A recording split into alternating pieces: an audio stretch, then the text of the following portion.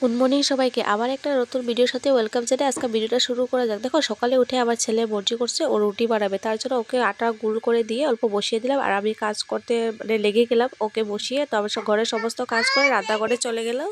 তো আজকাল পূজাটা দিবে শাশুড়ি, তার জন্য কি আমার ঝামেলা নাই। তো স্নানটা করে আমি রান্না করে চলে গেলাম রান্না করার জন্য। আর আবার আজকে বিয়েতে যাবো, তার জন্য জলদি জলদি করে করছি সব কিছু।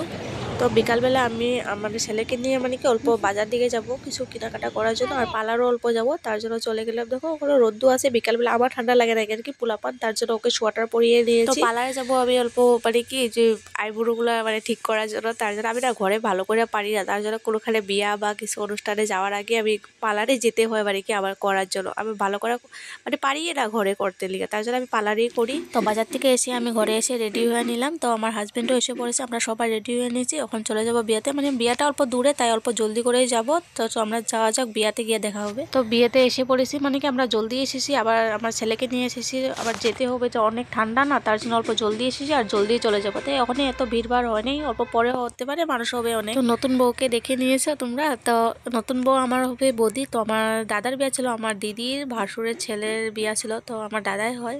তো ওখানেই গেছিলাম বিয়াতে। আমার ছেলে খুব ঘুম পেয়ে গেছে, তাই আমরা ওখানে কি অল্প পরে ঘরে যাবো। তো আজকে আমি ভিডিওটা এখানেই শেষ করলাম।